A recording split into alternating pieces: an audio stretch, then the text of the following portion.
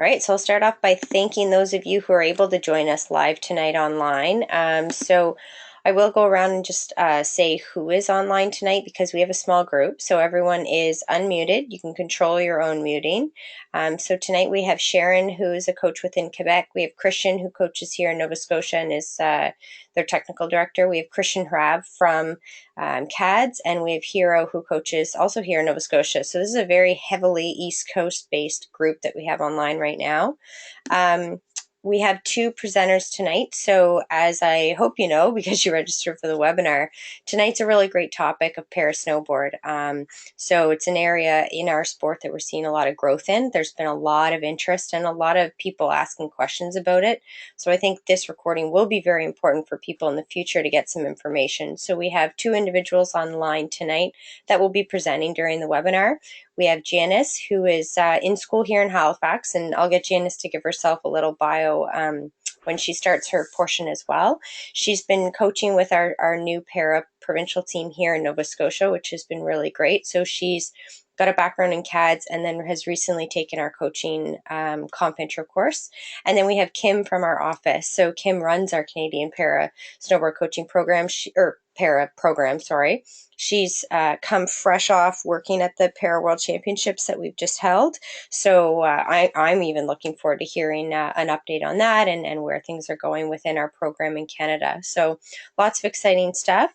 Again, if you guys have questions as we go, once these guys get started, type them in the question poll, and then we can unmute you as you ask your question, and we can get a little bit of dialogue back and forth going on throughout the webinar. And we just had one more attendee join. So for those joining, I will unmute you and you can control your own mute. And I'm going to turn it over right away to Janice. So Janice, just give yourself a real quick bio and then you can roll right into it. Okay.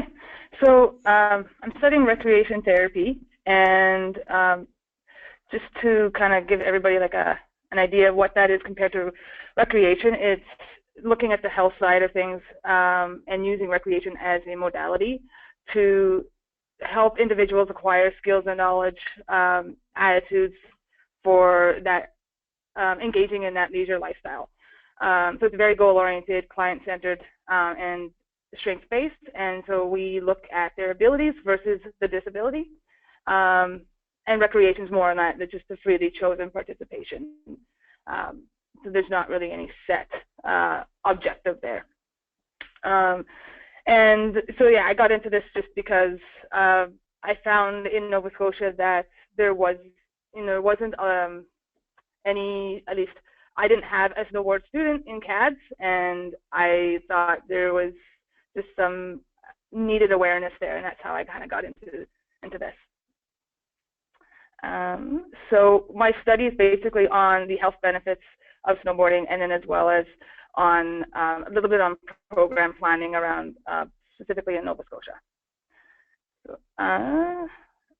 So we'll look at some of the physical benefits, psychological benefits.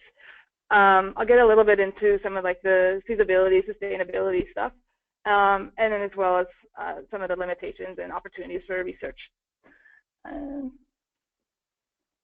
And so some of the research that I did, benefits of snowboarding came out as a whole body vibration, which is the idea that basically vibrating the muscles, you actually build a higher bone mineral density. And it was saw that elite athletes had a higher level of bone mineral density in snowboarding. And so this is something that would reduce the risk of osteoporosis, would help with cerebral palsy, and would help with cystic fibrosis. And then it was also seen that physiotherapy is starting to bring in ideas from snowboarding into their clinical practice. And they're finding that it's helping with dynamic balance. And this was a study that came out where they adapted a skateboard like a snowboard, and they attached a Wii controller, and he had that similar dynamic movement. And this guy had low back injury, and he basically, after a 5-week treatment, he was returning back to his regular activities and snowboarding, and work and everything. So it's just within 5 weeks of this sort of treatment, he was kind of back at his regular life. And then the psychological benefits, there's a lot more sort of research available there. And the biggest one was the sense of community and belonging, because an individual who does have a disability, they often experience more barriers in their environment than someone who does not have a disability. And so there is a sense of, or a risk of isolation there. And when they're involved in something like para sports, they build a community and a sense of belonging, and they have people there to relate to the similar challenges that they're going through. The coping strategies is one, the active coping strategies, the ability to see something coming up and overcome it. So that's that constant awareness of your surroundings, and something like the exercise of follow the leader would be an example of active coping styles. And you know, who are we attracting? So we have 3% of people participating in adaptive recreation sports who have a disability, and yet we're missing about 50% of the population. So 50% of people who have a disability are interested, but they're not participating. And that may be because they don't know it exists. They don't know the services, the programs in their community are there for them. It could be transportation, it could be cost, it could be a number of barriers. But there's a significant population who wants to get involved in adaptive sports.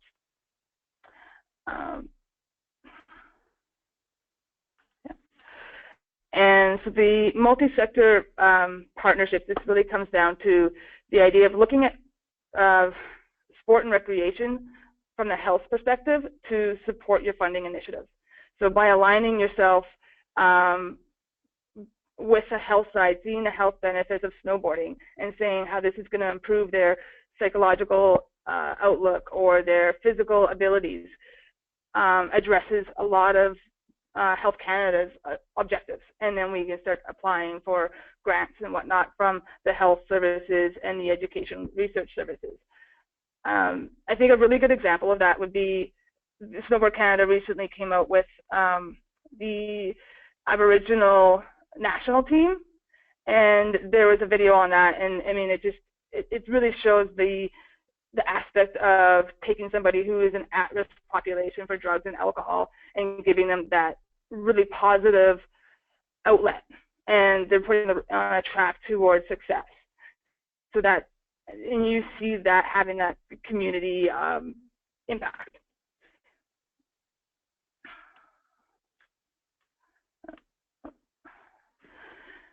And so then this was just sort of like the risks or the opportunities for snowboarding in research. And really in research, snowboarding hasn't been directly addressed. Skiing has, but in some ways, snowboarding is different. I mean, we have a different stance. We have some different movements. And snowboarding really, as far as the benefits, has not been looked at. And there are a few things. Like one of the things I would say is interesting is military have a very similar mindset for training. And so a soldier coming over who might have a prosthetic would actually be a really good candidate for para-snowboarding because they have that mindset for training and competition. The other things, I guess, I would, just from my own recent personal experience, would be looking at the physical ability side of it and how can we understand more of on the training side to help somebody with CP who you know, wants to learn how to get on that T-bar but can't adjust his body quite right. So how do we help them? That could be an excellent research question.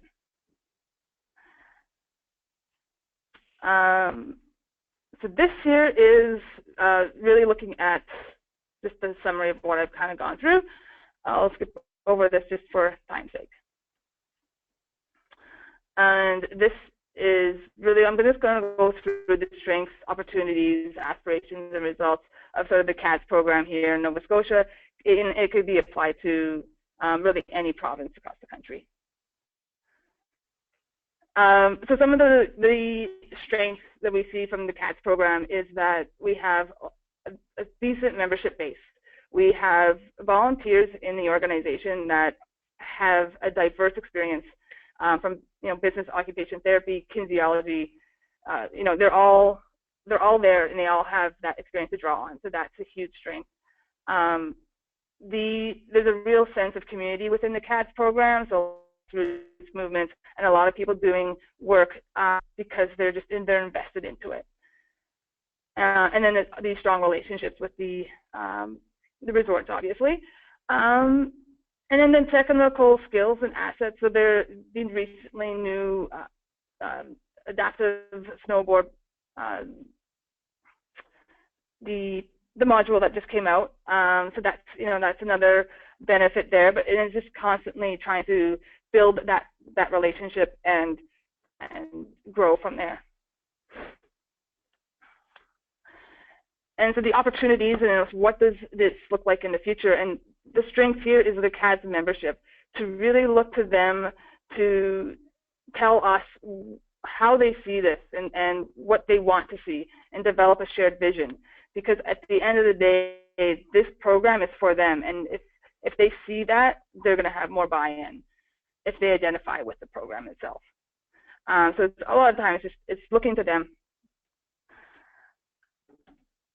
And so the future of adaptive snowboarding in Nova Scotia for opportunities would be looking at the membership fee. It's a complicated balance because right now in Nova Scotia they're charging $35 for the season, and that really isn't sustainable. But when you talk to somebody who has a disability and they say that they're paying more for everything in their life to make their life accessible, they'll tell you it's a nice break to have something where they don't have to pay more. So it's trying to find that balance. And some programs have done it with bursaries and managed to get grants and donations from companies investing in, and that's how they've kind of offset the cost. Partnerships levels, so yeah, hospitals, rehabilitation centers, and really engaging in recreation therapy, because that's basically what we do. Is we take a client who's got an injury and we try to get them into the community and get them engaged in the things that they would want to be doing, and we help them bridge that gap. And these individuals in Nova Scotia don't know much about the CADS program at all. So it's really, the therapeutic recreation associations are across Canada. So no matter what province or city you're in, you'll find them in the hospitals, you'll find them in rehabilitation centers, you'll find them at the universities, and they're all dealing with people who would be our client base. And same thing with occupation therapy, really engaging with them. Yeah. And so the engaging with the volunteer base, I think for time I will just skip over this, and if you have questions later, you can give me a shout. Yeah, so the aspirations for kind of where we want to see ourselves, and it's the idea of dreaming, not letting any kind of barrier block your thinking. And so like, for example, in Norway, they've developed a sit snowboard, and it's, from what I know, it's the first one out there.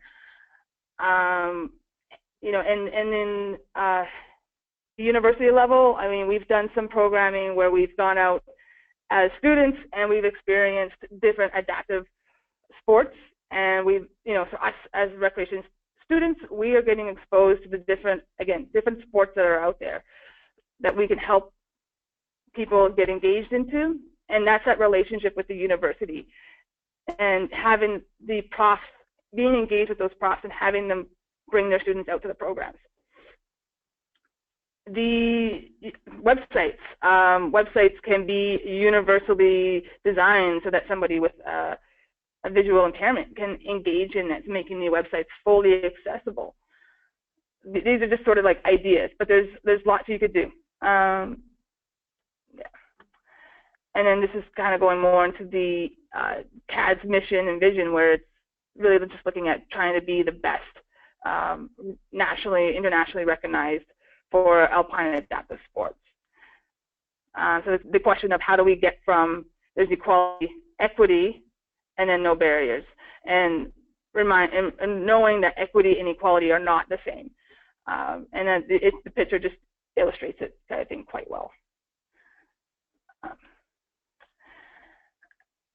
So then I guess the goals and the objectives are to look at how can we collaborate and how can we work together.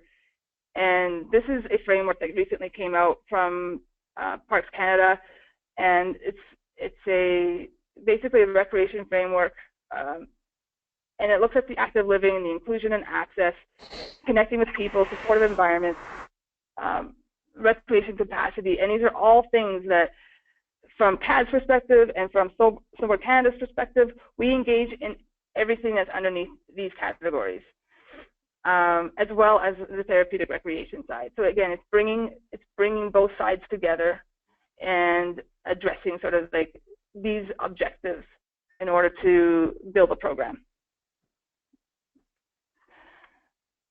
So that was really quick. Any questions?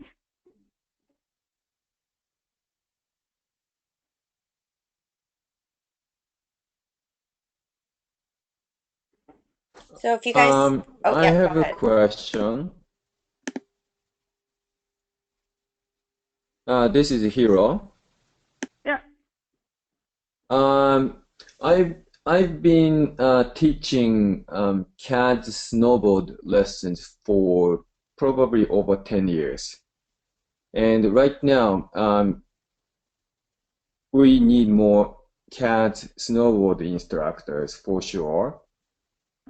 And in Atlantic Canada, not Nova Scotia, only one certified CAD snowboard instructor, that's me. And trying to run CAD snowboard level 1 course and not enough interest. Right. And if we get more, right now, we cannot have more athletes. We cannot teach. We have no resource. Right. And I think it's kind of, the idea is, in a sense, trying to find the volunteers and the students at the same time, so that, or at least a couple, right? Like, so that you can have some volunteer snowboarders and train them and get them ready to be a certified instructor, but at the same time, they're going to need a student in order to be able to do that. So it's somehow trying to bring the two together, I think, at the same time. And because without the students, the instructor kind of, I think, disengages, and without the instructor, you have no student. So it's a bit of a relationship. It's not an easy one, though, for sure. I know. We cannot just increase the students' numbers. We have to have a good balance. Yes. And somehow we have to start. And without a grassroots level of athletes, we cannot have a good top athlete. And I think CAD has a really, really big job to do.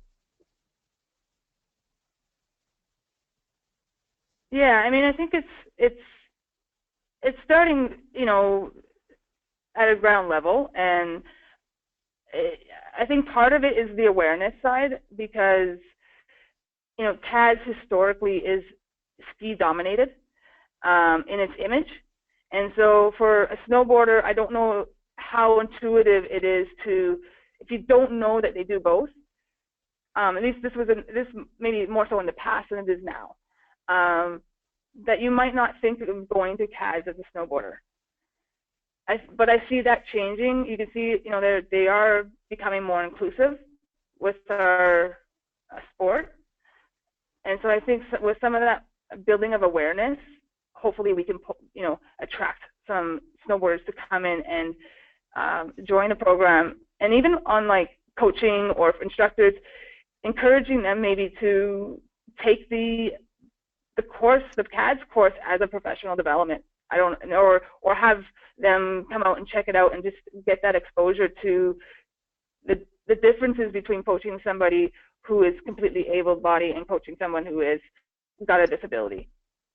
I don't know if that's an idea, but I mean, it's I think it's an awareness part.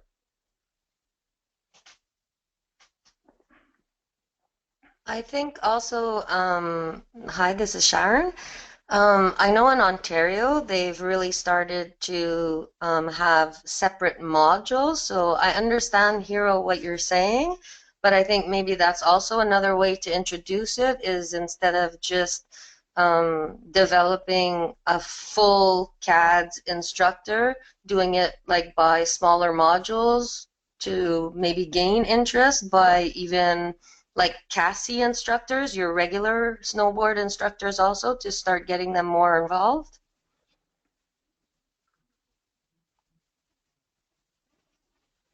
Yeah, I understand. I don't have enough time.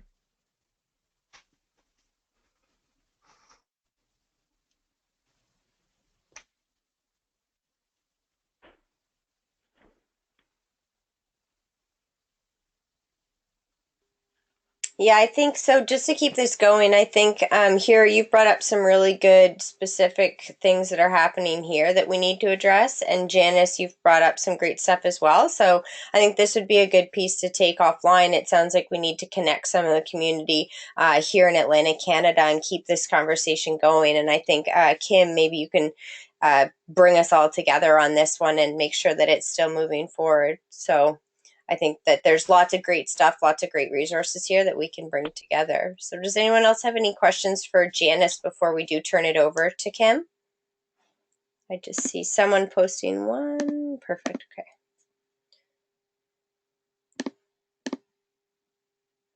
All right. Well, it sounds like we're good. So I'm going to turn it over to Kim. So Kim, you can speak right now, and then I'm going to switch you over to presenter right now. Yeah. There you go. See here.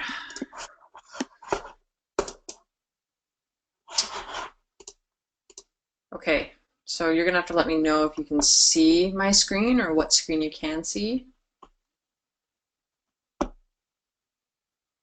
Anybody? Whoops, sorry, I muted myself, Kim. I can see presenter mode.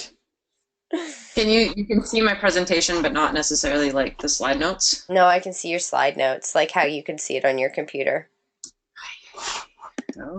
Okay.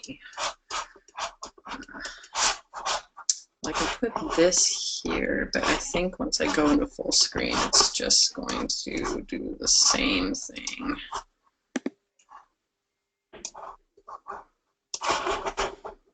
Your slide looks beautiful. Yeah, it does Well, the same thanks. thing. Yeah, I don't really know how to change that. Did you go go to sharing and then go to main screen and then it should show your PowerPoint presentation as an option.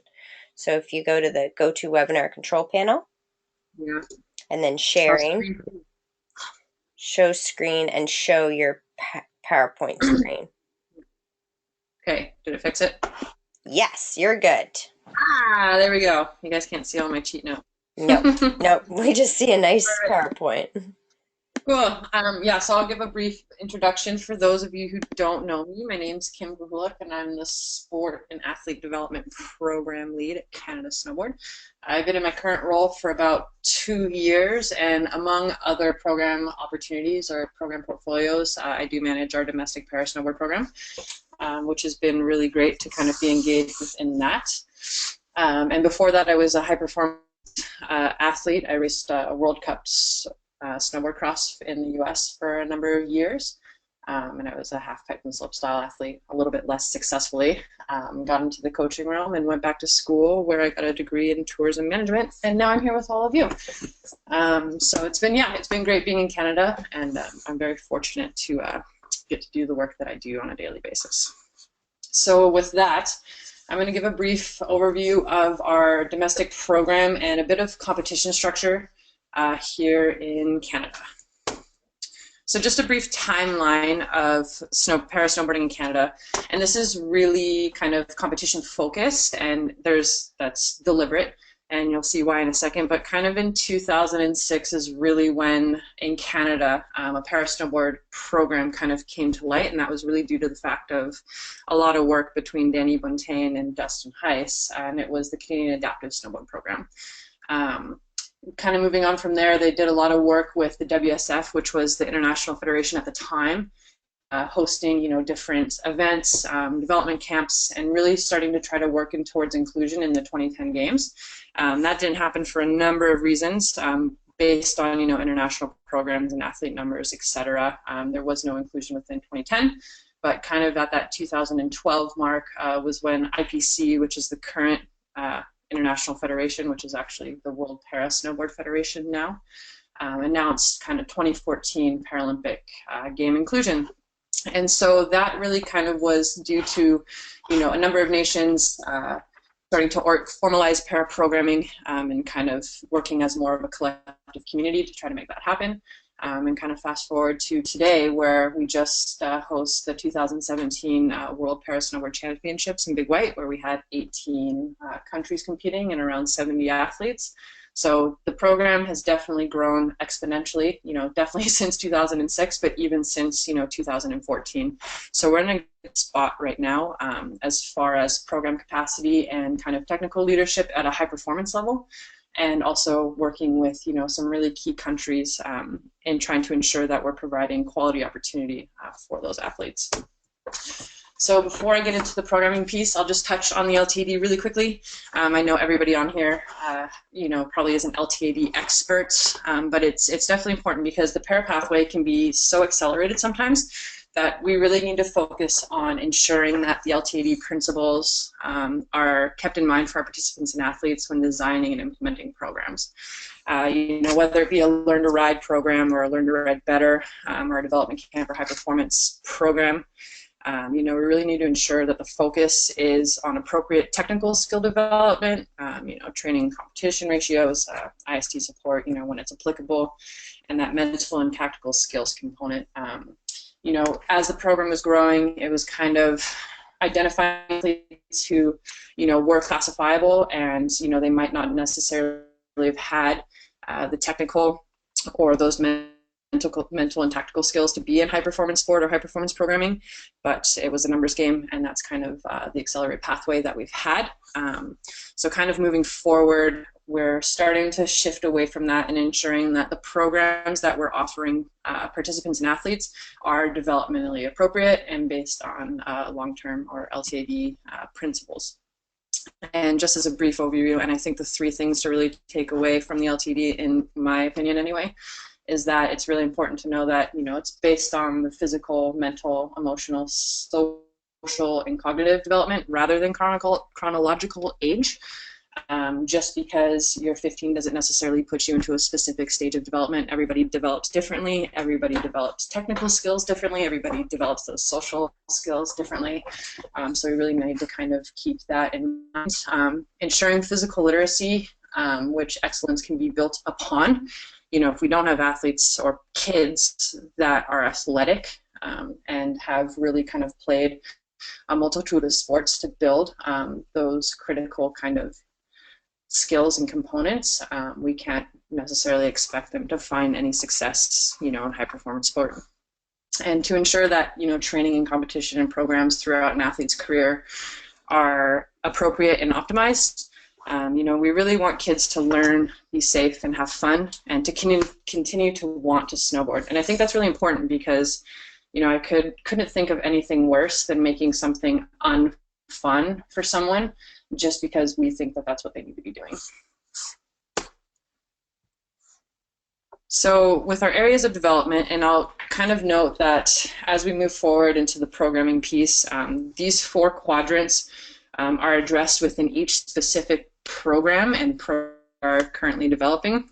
And the really guiding goal of the domestic para program, is to have a robust para system in Canada that is inclusive for all athletes, to provide opportunities for progression through a clear pathway with a high degree of support at each stage of development. And I think it's important to highlight that inclusiveness for everyone. And that might not necessarily mean that those participants who, might not have a classifiable impairment don't have a place within snowboarding. That's absolutely not true.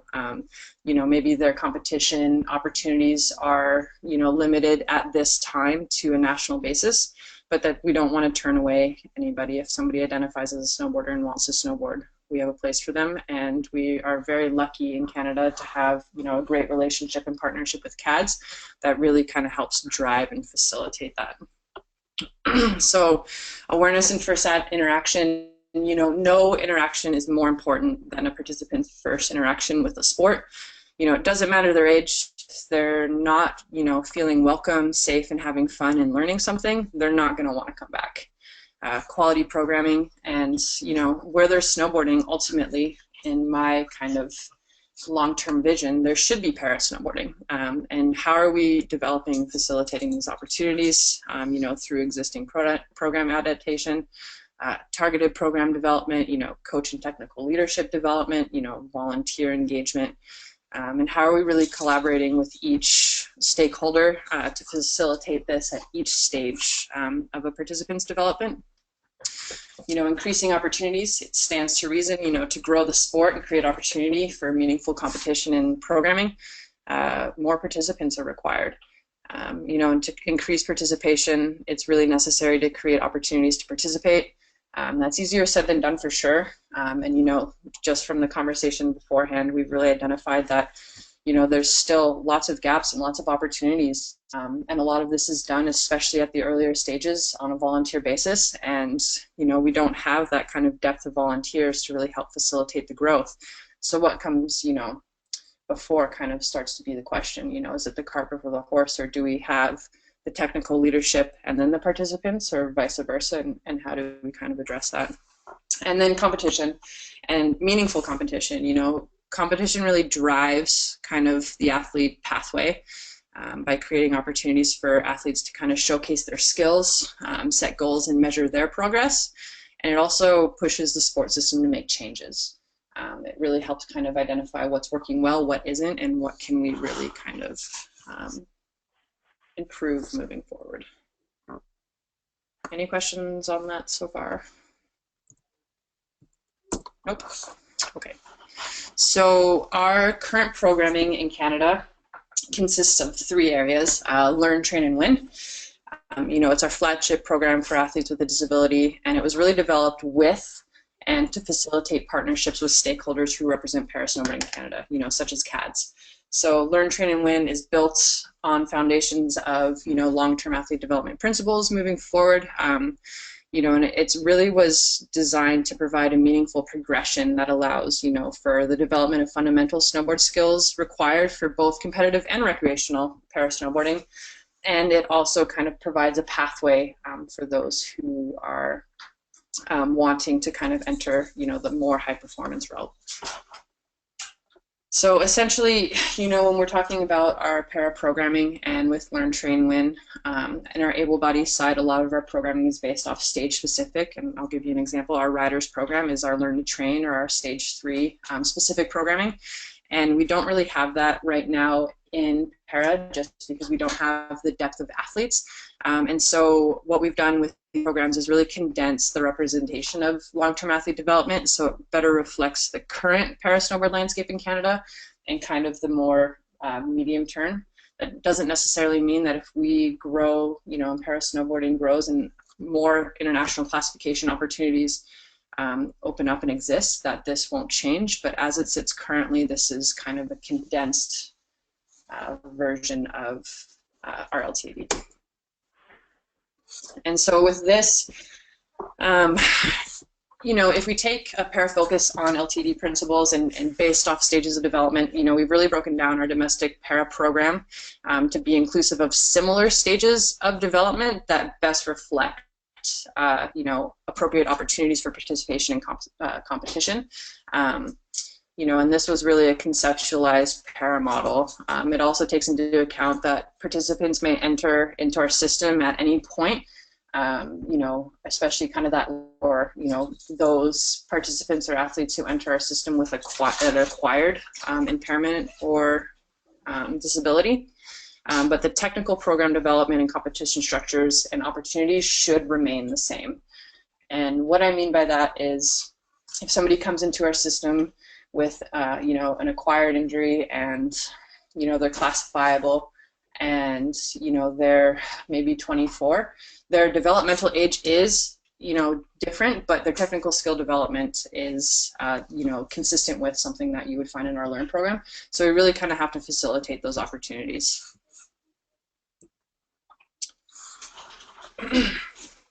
So our Para-Snowboard Learn programs, were really specifically designed to introduce participants of any age with a disability to the sport of snowboarding. Trained instructors work individually with participants to safely introduce a sport in a fun, respectful, and inclusive manner. So this is really CAD's realm. And just recently we formalized a partnership with CADS, to help facilitate our Learn programming, but also the awareness and first interaction piece. The fundamental skill development, so the active start and the fundamental stages. It's really lesson based and learning to snowboard. And they're really spearheading the technical, instructional, and leadership development on that piece. And CADS is a really critical grassroots organization for Canada Snowboard, and para-snowboarding in Canada in general. And through CADS, they have the capacity through their divisions and local programs to really provide people with a disability, the opportunity to learn and participate, and also kind of develop that passion and to want to snowboard and want to kind of increase their skill development to the best of their ability. So I think that this is a really big win for our system, is to really kind of have these great organizations working towards a cohesive goal. And it's really inclusive to everybody. This is really the realm where everybody, regardless of disability or impairment, has a place to snowboard. You might not be internationally classifiable, but if you want to snowboard, we have a place for you.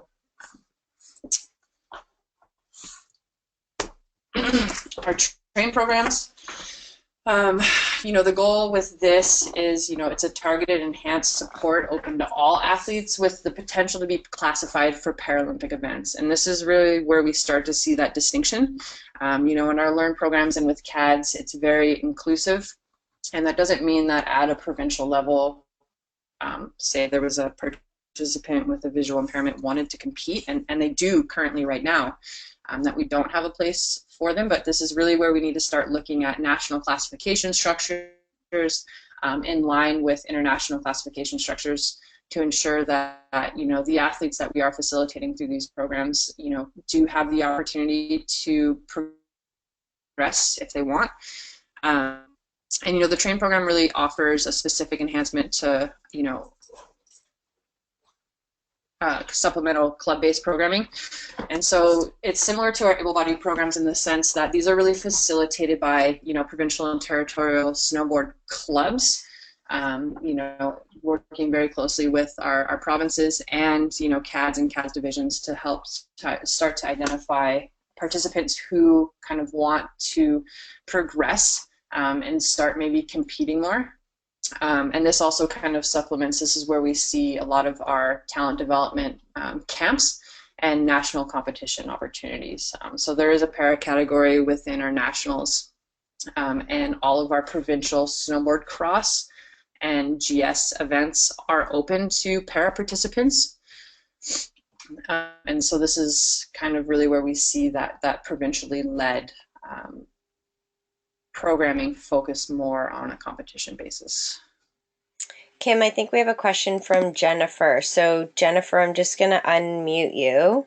Are you good to answer now, Kim? Yeah, go for it. Okay, there you go, Jennifer, you're unmuted.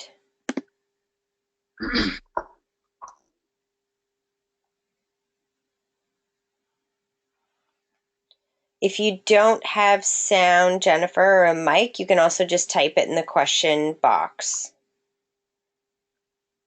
Yeah, and I can answer it. And she just dropped off. So, okay, sorry, Kim, keep going. Hopefully she'll pop back on and ask again. Oh yeah, no worries. Okay. Perfect. Yeah, and with that being said, our train program is really our next kind of big area of opportunity. We've really kind of dialed in our high performance programming or our WIN programming that I'll show you kind of in a second. And now we really have that critical learn piece with our partnership with CADS, and as we start to build capacity there, it's really kind of working on that next stages of opportunity. And we definitely see a lot of our provinces, in the Atlantic for sure, but very Eastern based right now, be very inclusive and kind of really spearhead and take leadership over the para pieces. And so it's kind of starting to see what's working well, what the areas of opportunity are, and how we can start to use that as a best practice for the rest of our provincial and territorial snowboard associations. And Kim, Neil just had a quick comment. So Neil, are you able to unmute yourself? And then Jennifer, if you're able to unmute yourself, we'll get you to ask your question next. Yeah, hopefully you can hear me now. And Tasha, just wanted to let everybody know that all of the conversations around CADS, you're in a really good spot right now with a senior leader in CADS in Christian Prab, who's really looking at developing the sport from top to bottom for everybody involved. And he, as many of you may or may not know, is very involved with Canada Snowboard. And to have him heading up CADS right now and working together with Canada Snowboard is a fantastic opportunity. I agree with you 1000%. Thanks, Neil. And Jennifer keeps dropping off, so I think she's having connection issues. So keep on going, Kim. Oh, Hero has a question, and sorry, or a comment. I am just wondering, as a Canada Snowboard, I am just wondering if you are doing a special Olympic thing for snowboarders. We haven't looked at the Special Olympics piece to date. That doesn't necessarily mean that we won't, try to form some sort of partnership or kind of include that within our pathways, for participants with a cognitive impairment. But as it sits now, it hasn't been our focus. Okay. Maybe in the future. In the future, for sure. What we really had to do moving, forward into where the program sits now, we really had to kind of look at, what the big rocks are and where the areas of opportunity are. And at the end of the day, right now at the international level, there's only one kind of classification stream, so that's athletes with a physical disability or impairment. And we really tried to start to facilitate programs, to mirror that pathway. That doesn't mean that Special Olympics and each athlete or participant with a disability isn't important, and we want to support those specific pathways. It's just been more of a capacity thing thus far. Okay. This is Janice. If I can add to that a little bit. I did have an email from the president of Special Olympics on a question I had, which was, why not snowboarding in the Special Olympics in Canada? And he responded back with, they've never had it requested.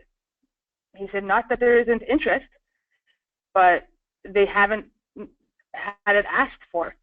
And because there are programs in the US and in Australia that do Special Olympics at the top level, he just basically said that they haven't had the inquiry.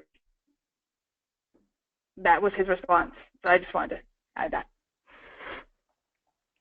Yeah, that's great, Janice, and thank you. And maybe now with our formalized agreement with CADS, this is something, these specific pieces are something that we'll definitely have more capacity to address. And Kim, just quickly, Neil works with Special O and just had a quick comment as well. Yeah, I just wanted to let everybody know that Special Olympics Canada is also within my portfolio, and they're always looking to provide opportunities for their athletes to enjoy sport, whether it's snow sport, pool sport, court sport, etc. So that's something certainly we can look at facilitating in the future. It's just a matter of, as you said, the ask. That's all that matters. They're happy to work with us.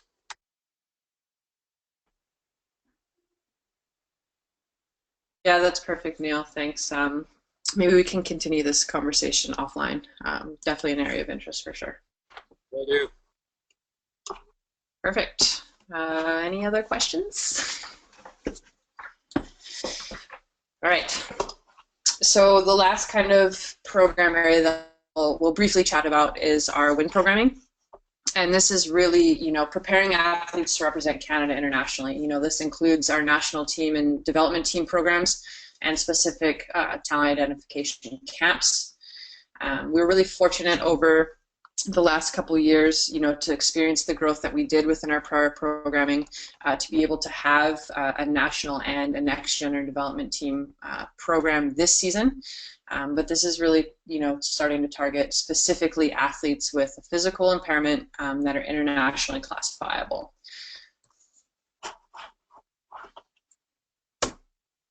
So our current gaps within our system, there's lots.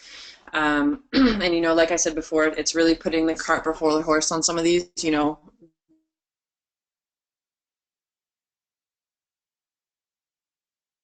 participants, to justify all of the kind of resourcing capacity development that's going into these things. And, with our current, programming with CADS in the Learn, we've really started to shift the development of provincial and national opportunities to continue to grow the sport and, compete for Paralympic medals in each classification.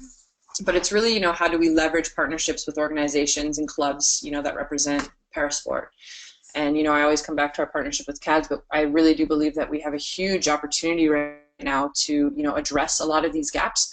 And at our train-to-train, stage, or our train programs that are in development, that's going to be a gap just because we haven't had kind of this shift to grow para snowboarding in Canada from the grassroots level up. It's always kind of been this high performance view from the top down, which isn't sustainable.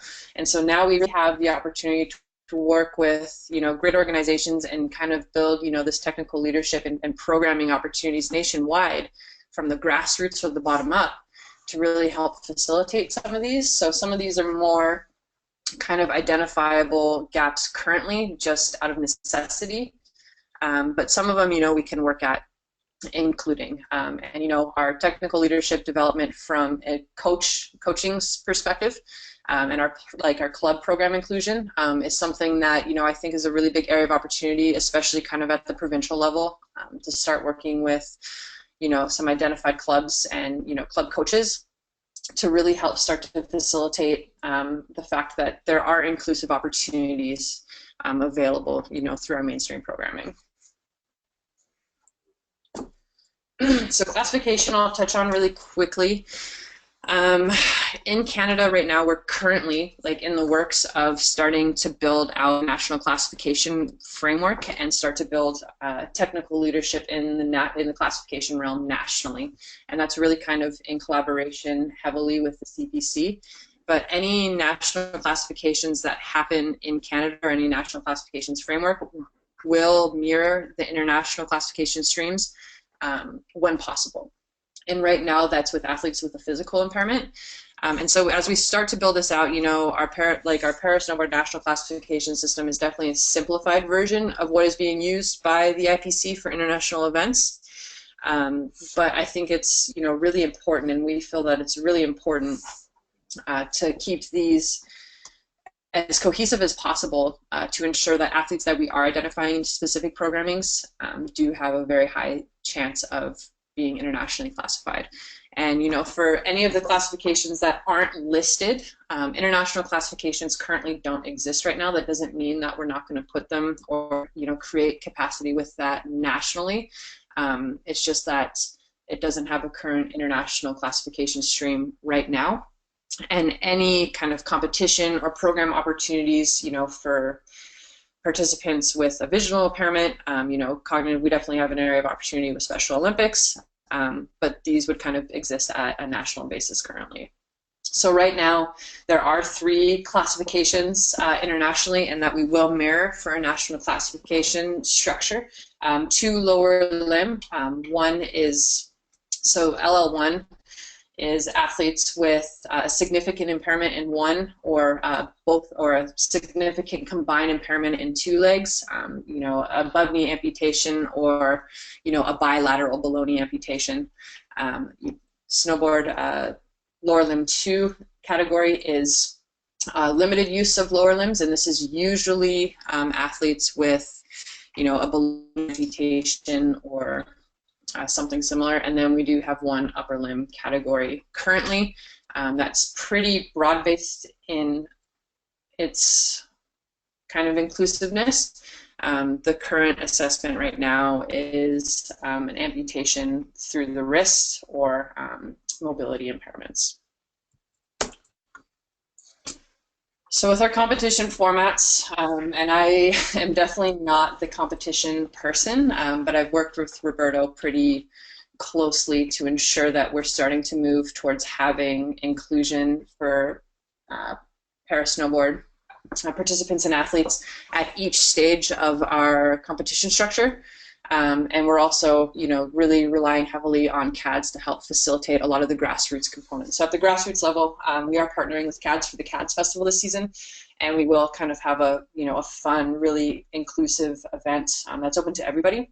And I think this is a really good opportunity to kind of, you know, showcase that, you know, there are areas of opportunity to compete and, you know, have a really good time doing it. At the provincial level, we are working currently right now with all of our provinces to ensure that snowboard cross and GS events held provincially are inclusive to all participants with a disability. That would include, I know in Ontario right now, there's a gal who's competing in the provincial GS who's actually has a visual impairment, and she competes with a guide right now.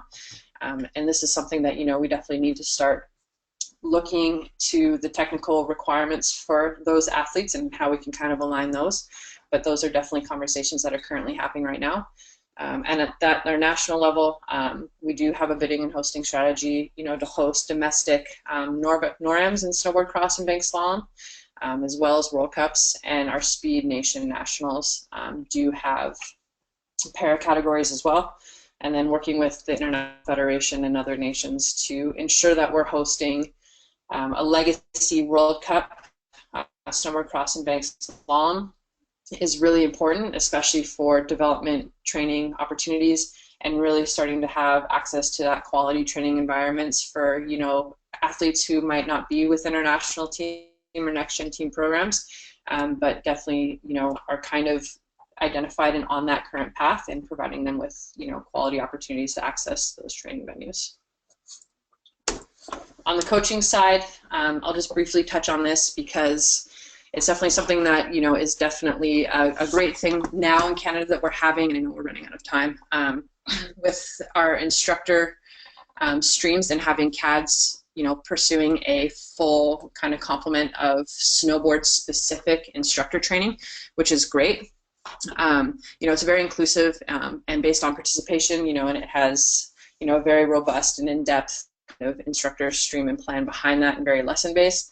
Our coaching program currently has a fundamentals module, which is a great kind of one-day workshop that's delivered, you know, coinciding typically with our comp intro stream or a CASI level 1, but it really kind of provides a very high-level overview of coaching athletes with a disability and providing some, you know, knowledge and tactics and skills and techniques to safely and effectively coach, you know, athletes with a disability. And I think this is a really good opportunity for us to increase kind of some technical skill development and maybe that professional development coach within our current club coaches and club programs.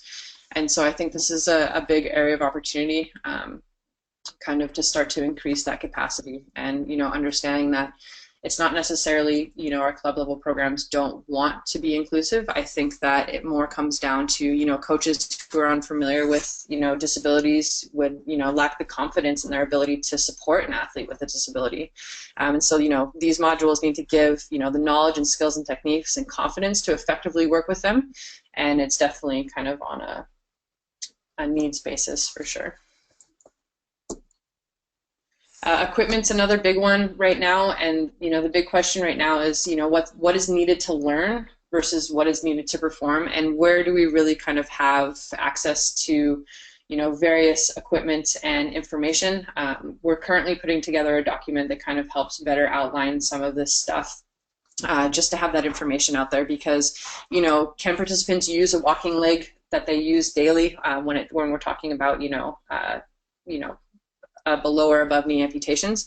Yes, but the challenge is the risk to the prosthetic that they rely on every day. They might not be comfortable once they're in an athletic stance. And you can compensate by using shims and some other things, but is that person wanting to put that prosthetic at risk learning a new sport? And specialized prosthetics are definitely needed to perform, but they are highly specialized and customizable, but they're also very expensive.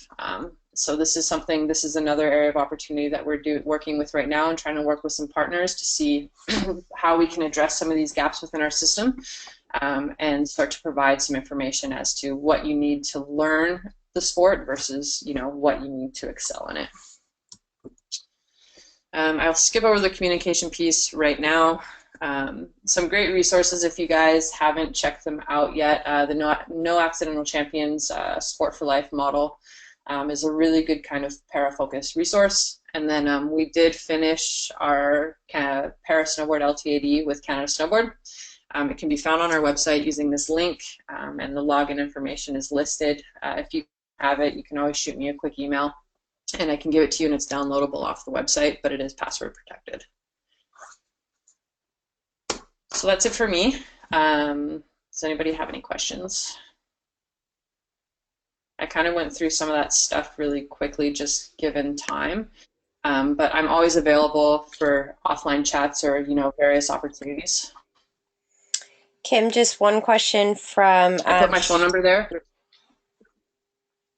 Perfect. Sorry, there's just one question from Sharon that she typed out, if you want to elaborate a little bit. So she just asked if we'd followed the CADS level 1, and I'm assuming, Sharon, you mean the snowboard CADS level 1, the new one. Do we need to follow the CSCP fundamentals course? So I told her no, but if you want to elaborate a little more on that.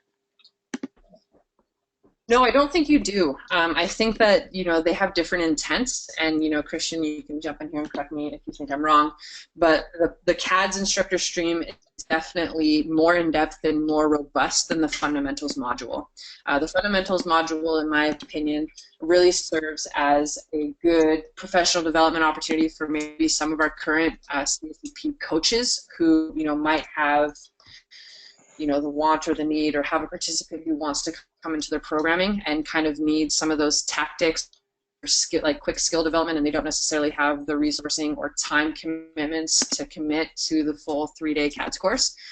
So I still think that module definitely is effective and has a place. And as CADS starts to build out their instructor stream, we'll definitely see kind of where that lines up with the coaching stream, and where kind of all of that lives and collaborates with each other. But if you've already gone through the CADS modules, that's definitely more in depth and more robust than the 1-day workshop with the fundamentals module. So Kim, Christian just mentioned that he doesn't know what's in the fundamental module right now, so we'll work on basically we're working on getting that all together so that it is clearer and people have all the information. And then, absolutely. And we did provide the fundamentals module to the CADS Tech Committee, and some of that information is found within the CADS Snowboard Level 1 manual. But I think this is a higher level conversation that the coaching program and CADS needs to have. Yeah, and it actually went I still see value in it. Yeah, it went both ways too, because our fundamentals was based on the CADS, a small CADS committee coming up with that. So it's all, it's one big circle for sure. It's all shared knowledge at this point. Yeah. How do we kind of start to find the instructor and coaching pathways, and use, maybe one is the best practice standard right now, but as it sits currently, that's kind of the reality. Yeah, so long story short, Sharon, you're good where you are and what you have. And then Neil had a quick comment as well. So go ahead, Neil. Thanks, Natasha. Just wanted to let everybody know that there is another resource that was developed about a decade ago now called Coaching Athletes with Disability from the Coaching Association of Canada.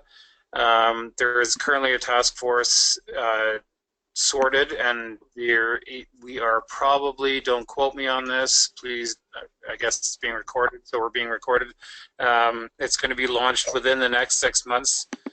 With an online module around just the basics around coaching an athlete with a disability. So whether it's a cognitive, whether it's physical, really just trying to allow people and coaches to be comfortable with athletes of all spectrums to come into their program. So there is another resource out there for coaches that is coming down the pipe. Just want everybody to know that. I'm glad that you brought it up because it was on my list. I heard it at this. I had a couple conversations with a couple folks in Gatineau a couple weeks ago, but because it wasn't officially official, I deleted it. So I'm glad you brought it up. Thank you. It's unofficially official now that this is being recorded and posted. So, but it is. Yeah, within the next few months, it will be available as a resource to everybody. So, and it's an online module, so people can do it at their own leisure. Perfect. That's great.